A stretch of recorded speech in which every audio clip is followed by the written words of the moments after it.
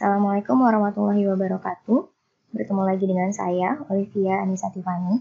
Di video kali ini kita akan mempelajari tentang persamaan nilai mutlak linier satu variabel. Persamaan nilai mutlak linier satu variabel ini perlu kita ketahui dulu apa sih artinya. Kalau kita mau artikan satu-satu seperti ini. Persamaan adalah kalimat matematika terbuka yang menyatakan hubungan sama dengan ditulis dengan simbol sama dengan. Linier sendiri memiliki arti derajat atau pangkat terbesar variabelnya adalah 1.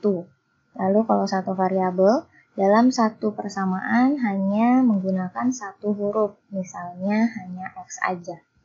Kalau kita mau artikan semuanya, artinya jadi seperti ini.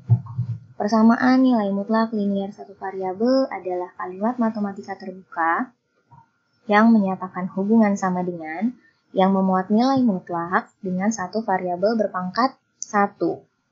Dipahami artinya ya. Sekarang kita lanjut. Nah, berdasarkan pengertian, manakah yang termasuk ke dalam persamaan nilai mutlak linier satu variabel? Kalian harus bisa ngebedain ya. Kita lihat soalnya apa. Nah, ada 6 bentuk. Nah, kita harus tentuin nih, yang mana sih yang termasuk persamaan nilai mutlak linier satu variabel.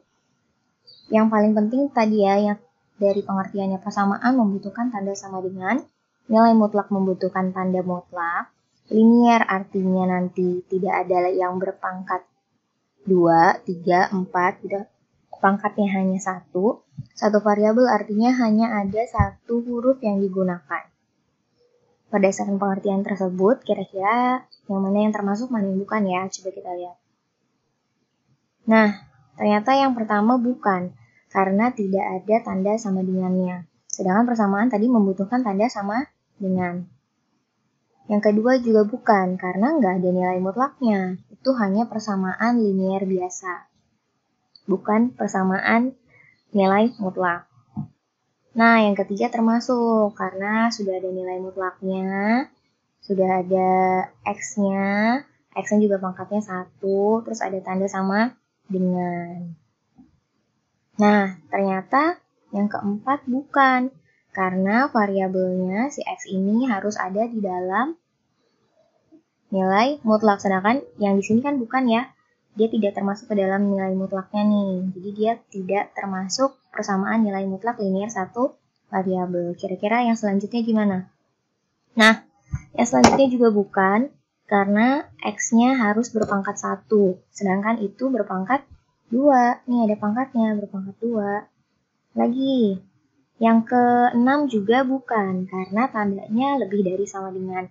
Sedangkan yang diminta tandanya adalah sama dengan. Semoga dipahami nih ya, kita lanjut lagi. Persamaan nilai mutlak dengan definisi. Jadi, persamaan nilai mutlak ini bisa dikerjakan dengan menggunakan definisi maupun dengan sifat. Yang akan dijelaskan terlebih dahulu adalah dengan definisi, karena kita kemarin baru banget belajar definisi. Yang pakai sifat, nanti pertemuan selanjutnya setelah kita mempelajari sifat-sifat dari nilai mutlak. Soalnya, tentukan nilai X jika ada yang memenuhi setiap persamaan nilai mutlak dari X plus 3 sama dengan 1. Penyelesaiannya, yang namanya persamaan nilai mutlak dengan definisi, berarti kita harus bikin definisinya dulu. Ini sudah dijelaskan kemarin ya, di video sebelumnya juga sudah. Jadi kita bisa lanjut aja. Pertama kita bikin definisi dulu. Setelah ada definisinya, setelah ada definisinya, kita bisa bikin untuk kondisi pertama. Jadi kalau kalian lihat ini kan ada yang dimerah-merahin. Ini kondisi yang pertama, ini kondisi yang kedua. Kondisi yang pertama ini ditulis di sini. Nah, untuk X-nya lebih dari sama dengan min 3. Nah, kalau misalnya udah ditulis kondisinya, soal bisa kita tulis ulang. Ini soalnya, ini yang kita tulis barusan. Jadi kita menulis ulang soalnya, terus kita lihat. Katanya kalau misalnya rumus yang ini, kondisi yang ini, berarti kan kita rumusnya yang atas ya. Katanya X plus 3-nya nilai mutlak X plus 3-nya berubah menjadi X plus 3 tanpa nilai mutlak. Jadi nanti diganti di sini. Nah, seperti ini. Jadi nilai mutlaknya tadinya ada, di bawah sini nggak ada ya. Kenapa? Karena kita menggunakan kondisi yang atas. Yang atas itu tidak ada nilai mutlaknya lagi. Kalau sudah seperti ini, sudah tidak ada nilai mutlaknya, berarti kita tinggal menggunakan kaidah pindah ruas supaya X-nya ada di sebelah kiri sendirian. Jadi plus 3 ini harus pindah ruas ke sebelah kanan. Plus 3 pindah ruas ke sebelah kanan menjadi min 3. Jadi seperti ini, X sama dengan 1 min 3. 1 min 3 berapa? Ya betul, min 2. Jadi X-nya sama dengan min 2. Tapi ini belum selesai karena harus ada pengujian. Apa itu pengujian? Jadi kita uji antara jawaban kita dengan kondisi yang dimaksud. Jawaban kita adalah min 2. Kondisi yang dimau adalah X-nya harus lebih dari sama dengan min 3. Berarti kita bikin uji. Nah, ujinya seperti ini. Min 2-nya dari jawaban kita, lebih dari sama dengan min 3-nya didapat dari kondisi yang tadi. Yang atas ini ya. Tapi X-nya sudah diganti dengan jawaban kita. Min 2 lebih dari sama dengan min 3. Benar ya, kalau misalnya min semakin kecil angkanya, semakin besar dia. Jadi ini benar. Kalau benar nanti dia termasuk ke himpunan penyelesaian. Nih ada min 2 di sini.